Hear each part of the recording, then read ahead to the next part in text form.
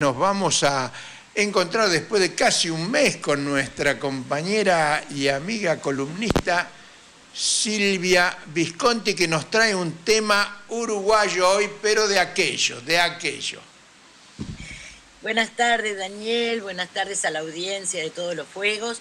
La verdad, cuánto se extrañó esta cantidad de días que no estuvimos en contacto con la audiencia, así que hoy muy contentos.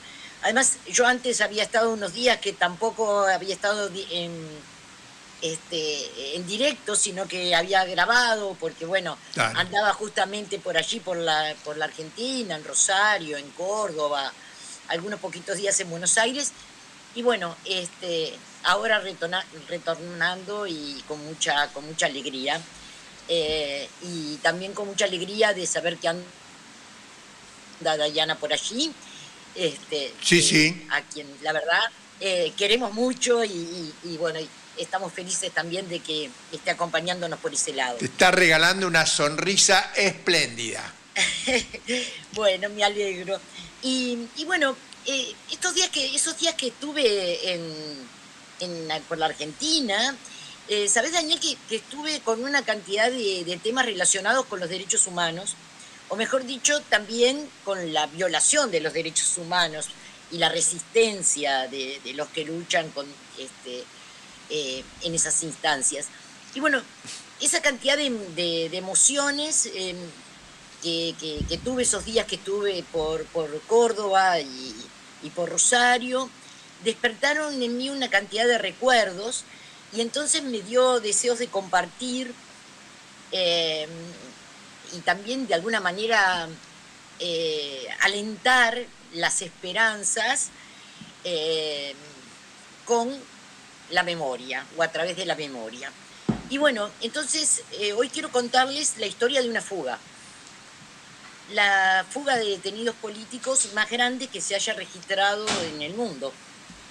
Esa fuga fue en los comienzos de un septiembre de 1971, a la madrugada, el lunes 6 de septiembre de 1971, para ser más precisos. Fue en Montevideo, del entonces penal de Punta Carretas, de donde escaparon 106 guerrilleros tupamaros y 5 presos comunes.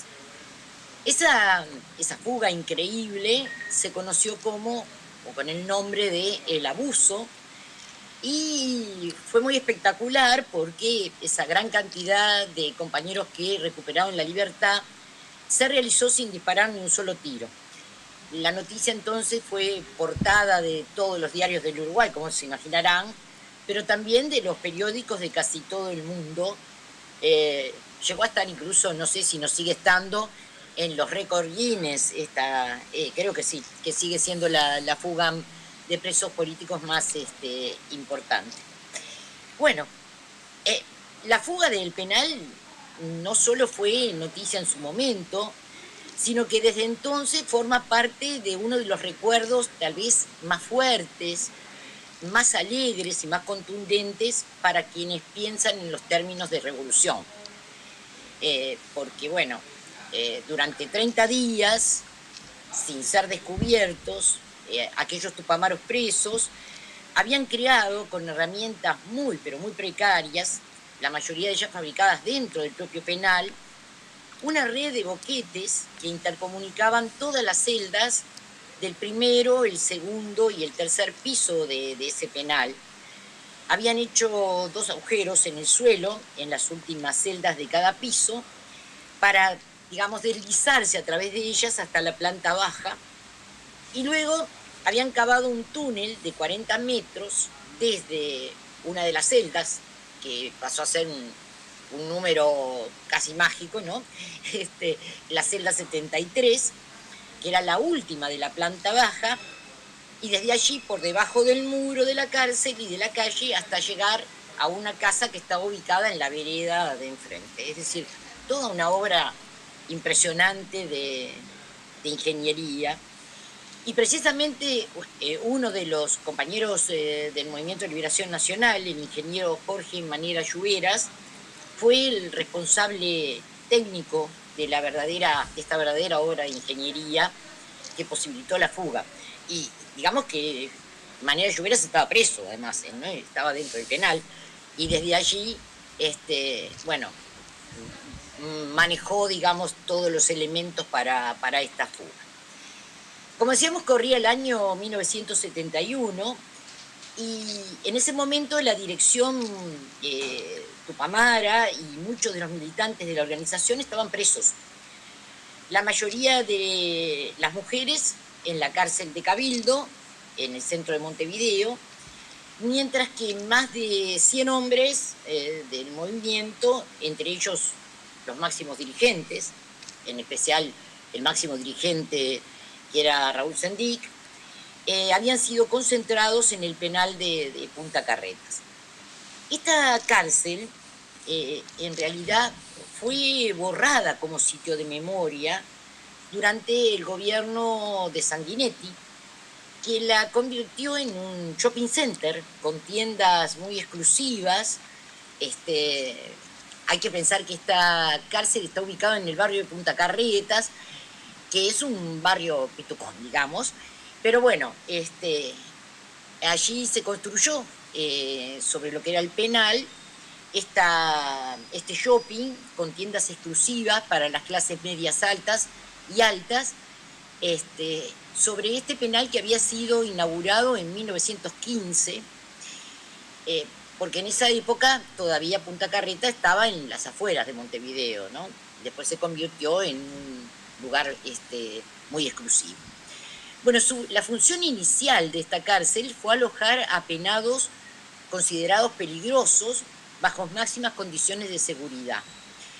Pocos años después de que fue inaugurada, como decíamos en 1915, fue lugar de alojamiento forzado para los presos políticos de esa época. A fines de la década del 20 ya había allí una decena de anarquistas expropiadores que habían sido detenidos por el asalto de una de las casas de cambio, el Cambio Mesina, de la capital uruguaya. Y bueno, el 18 de marzo de 1931, esos anarquistas se fugaron por un túnel de esa misma cárcel, de la cárcel de Punta Carretas, por un túnel que sus compañeros cavaron desde un local que estaba ubicado enfrente también a la cárcel, que era un lugar de venta de leña y de carbón, que habían montado como fachada en un local cercano al penal. En otra oportunidad vamos a contar la historia de estos anarquistas, pero esa fuga, que es conocida como la fuga de la Carbonería, un grupo uruguayo, el sindicato, cuando se produce la fuga de los Tupamaros, escribe una canción que se llama La fuga de la Carbonería y que los invito a escucharlo, que relata un poco esa primera fuga de los anarquistas en el año 31. Y perdidos en las sombras de aquel túnel van, fugitivos que buscan ver la luz con ansiedad.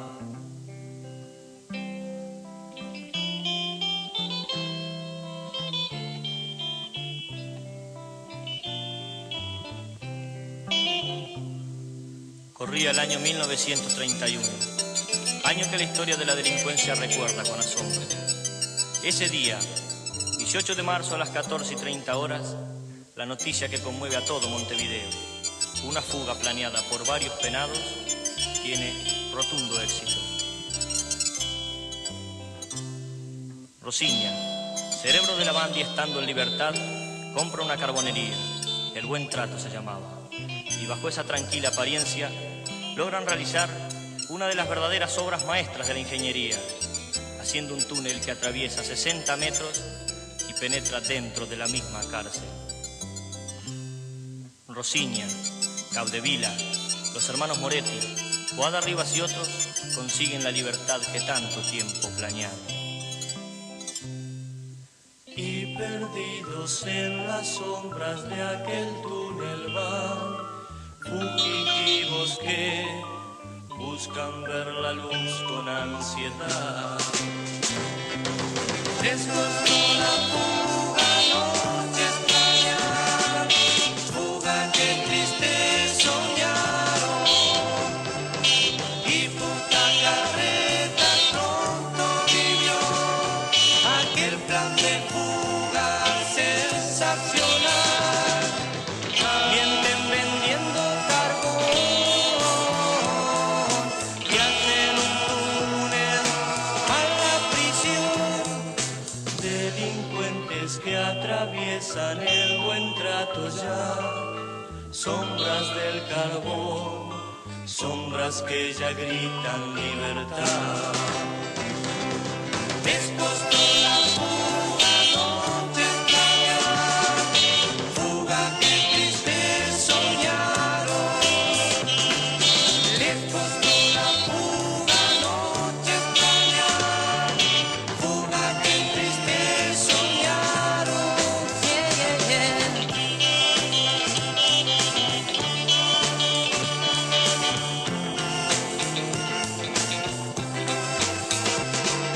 Les costó la fuga, noche extraña, fuga que triste soñaron. Les costó la fuga, noche extraña, fuga que triste soñaron. Les costó la fuga, noche extraña, fuga que triste soñaron.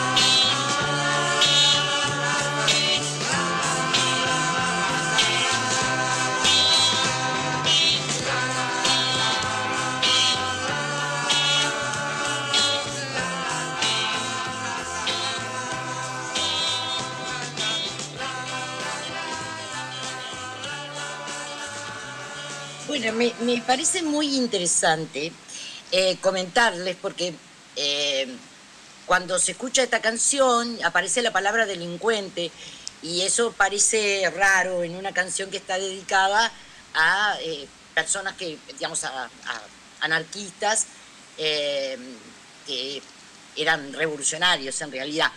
Y eso tiene que ver con que en esa época estaban prohibidas las ciertas palabras, estaban prohibidas la palabra guerrillero, la palabra revolucionario, y solo se podía hacer mención utilizando ese otro tipo de palabras, a tal punto que incluso en alguna prensa, cuando se hablaba de los Tupamaros, se decía los innombrables.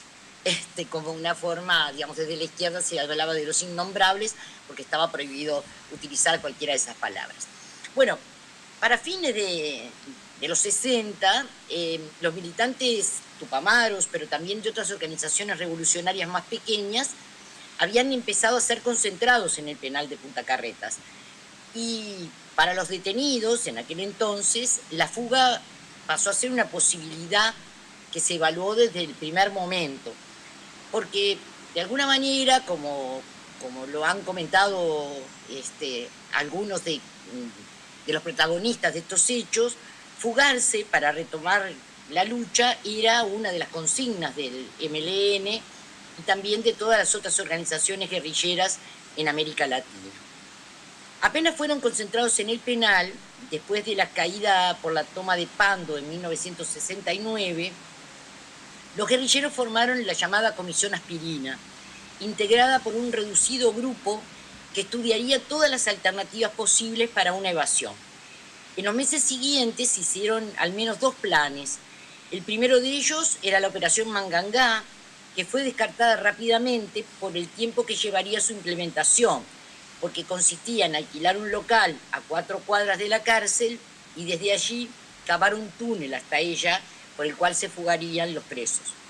El segundo se implementó, pero fracasó porque solo permitía la fuga de unos 10 guerrilleros, así que en realidad no se llevó totalmente a cabo. Un comando de Tupamaros había empezado a cavar un túnel hacia la cloaca que pasaba cerca del penal, y allí había armado su base con herramientas, bolsa de dormir, municiones, para seguir haciendo el túnel hacia el penal.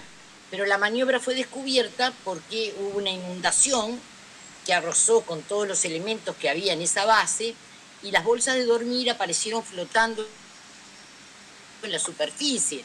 Y entonces este plan fracasó. Este fracaso estuvo a punto de abortar cualquier otra posibilidad de fuga, porque el gobierno uruguayo de entonces empezó a planificar el traslado de los detenidos a una cárcel en la isla de Flores, en el Río de la Plata, desde donde se consideraba imposible que hubiera una fuga. Fue entonces cuando, ante la urgencia, se plantearon lo que luego se llamó la Operación Abuso. Hubo una cosa formidable, recuerda uno de los protagonistas, Mauricio Rosenkopf, que cuando le preguntaron a Raúl Sandik cuántos debían escapar, él respondió: todos. Y ese fue un mensaje verdaderamente importante. Los presos políticos que estaban alojados en las celdas del primero y segundo piso del penal, y la fuga que habría de implementarse desde adentro, tenía como decíamos, un primer paso, que era abrir boquetes en las paredes para intercomunicarlas entre sí y hacer una especie de pasillo que los llevara hasta la última celda de cada planta. Para tapar los agujeros utilizaron pósters que le traían los familiares en las visitas, en las que había equipos de fútbol, actrices y hasta modelos. Y empezaron a poblar las paredes de las celdas con esto, a la vez que también colgaban la ropa de ganchos para dificultar más la visión de las guardias hacia el interior. Bueno, se abrieron estos boquetes en los pisos de las últimas celdas, y bueno, la celda 73, que era a la que iban a llegar todos, era una celda en donde había un preso común, no un preso político, pero lo habían convencido de colaborar, y este preso común, que se apellidaba Salazar, y que todos llamaban Arión, cumplió un papel muy importante en la fuga. Desde esa celda se cavaría el túnel de unos 40 metros que lo llevaría debajo de una casa que estaba ubicada enfrente de la cárcel y que debía ser ocupada, obviamente copada, por un comando para abrir un boquete en el piso e interconectarlo con el túnel. Uno de los problemas más grandes, se pueden imaginar, era ocultar los escombros que se sacaban de las paredes y la tierra del túnel. Y bueno, decidieron esconderlos debajo de las camas de las celdas, cubriéndolos cuando extendían las cobijas, las hacían caer hasta el piso para que no se vieran. Y también, de todos modos, estaba el peligro de las requisas. Entonces, la solución para que no hubiera requisas era sobornar a los carceleros. Los sobornos a los guardias fueron estudiados, se manejaron cuáles eran las debilidades que podían tener cada uno, y lo común fue que el punto débil era la plata. Así que surgió la frase: todo el poder a Lucchini, y Lucchini quería decir, bueno, plata en la jerga carcelaria, pasarles plata para que, bueno, le dieron el dinero, pero también le dieron supuestos documentos de la organización que no eran reales, porque los jefes del penal les pedían a los guardias que buscaran y consiguieran papeles o documentos de los Tupamaros. Y entonces, cuenta Jorge Zabalza, uno de los guerrilleros históricos de la organización, le dieron papeles que no eran verdaderos, pero con eso, de esa manera, los jefes quedaron más contentos, estos carceleros quedaron bien con sus jefes y consiguieron que no hubiera requisas, pero solo por un mes. Entonces ese era el tiempo máximo que tenían para realizar toda la obra. A través de un preso común que hacía tareas en la cárcel y podía moverse con cierta libertad, obtuvieron unos viejos planos del penal donde también figuraba la profundidad de los cimientos. Y el comité de fuga, entonces, liderado de alguna manera por Manera Lluveras, el ingeniero civil que además había sido fundador de Tupamaros y era uno de sus máximos dirigentes, bueno, hizo los cálculos en base a esos planos y también ideó una serie de herramientas para poder hacer el túnel. Hizo una cantidad de instrumentos caseros que permitían tomar mediciones para mantener la línea recta y calcular los metros y para poder salir realmente a la casa donde se iba a copar. Había hecho todo un aparato como un nivel, una especie de nivel, y con eso, dice esa balsa, se establecía la línea, se ponía una varilla en el techo del túnel, clavada con alambre, y así íbamos calculando la línea recta. El túnel fue avanzando, se iban sorteando una serie de dificultades que surgían, pero bueno, había un primer tramo desde el piso de la celda 73, con unos 4 metros de profundidad y con unos 50 centímetros de ancho, y desde allí debía continuar, como decíamos, en línea recta, por tierra que era blanda, pero se encontraron primero con que, bueno, los cimientos del muro estaban sobre una placa de grava, y entonces poder salir, cavar allí, le llevó muchísimos más días de lo que pensaban, y recordemos que tenían un plazo de un mes como máximo. Otro problema importante fue que a medida que había más tierra, estaba el tema de dónde se iba trasladando esa tierra, cómo se iba comprimiendo, cómo se iba tapando. Bueno, se trabajaba en equipos de 3 personas, uno de los presos cavaba y otro metía la tierra en una bolsa y un tercero la llevaba hasta el boquete de la celda 73 y los de arriba la izaban y la iban escondiendo. A medida que el túnel se iba haciendo más extenso, se encontraron con otra dificultad que fue la falta de aire. Debieron reducir los turnos de los equipos porque se ahogaban rápidamente, no había allí aire suficiente. Y cuando la situación se había vuelto muy compleja, se encontraron con el viejo túnel que los anarquistas habían construido en 1931 desde la Carbonería. Y allí había un poco de oxígeno que le permitió seguir hasta llegar a la cloaca, que pese al olor fétido que tenía, les aportó aire. El 4 de septiembre de 1971 estaban debajo de la casa, aún faltaba seguir hacia arriba. Cuando ya estaba casi todo listo para la última instancia, otro hecho generó un atraso. El militante Tupamaro, que debía armar la logística y las citas para llevar a los fugados a casas seguras, tuvo un accidente en moto. Y como los organizadores del exterior no sabían si lo habían detenido o no, decidieron cambiar todas las citas, lo que llevó 24 horas de atraso. Por fin, los prisioneros recibieron la señal de que las 2 casas ubicadas frente a la prisión ya estaban tomadas por los guerrilleros que daban el apoyo externo. Y así, desde el túnel, los presos ya podían hacer el tramo final, excavar hacia arriba de la primera casa. La señal para que hicieran este último tramo era la llama de un encendedor desde una ventana de esa casa de enfrente. Al mismo tiempo, decenas de militantes iniciaron manifestaciones y actos relámpagos en el barrio de La Teja, en el otro extremo de la ciudad, para distraer a las fuerzas policiales en lo que fue el operativo Otero, conocido popularmente como el Tejazo. Mientras se iba perforando la tierra hacia arriba, Lluveras pensaba que si fallaban, mejor dicho, por apenas unos centímetros, el boquete que iba a hacer desde el piso de la casa se iban a quedar en la cárcel para siempre. Pero todo estuvo bien organizado, con precisión. Uno de los integrantes del comando que había tomado la casa escuchaba con un estetoscopio para ubicar el lugar exacto desde donde sacaban la tierra desde abajo. Recién entonces, desde arriba, abrieron el boquete que debía coincidir con el agujero que abrían desde abajo. El joven que portaba el estetoscopio era Henry Engler. Eran casi las 5 de la mañana del lunes 6 de septiembre, cuando de a uno, 111 presos fueron izados a través del agujero. Una vez en la primera casa, pasaban a una segunda que estaba atrás, tomada por otro comando de Tupamaros, donde se cambiaban la ropa y recibían armas y dinero. Los máximos dirigentes se fueron rápidamente en 2 autos.